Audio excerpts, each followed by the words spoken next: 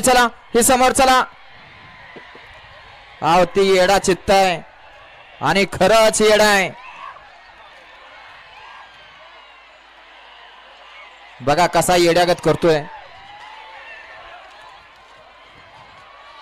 माग जर ते सुटला फिटला तुम्हाला बॅरिगेट छेद पुरणार नाही.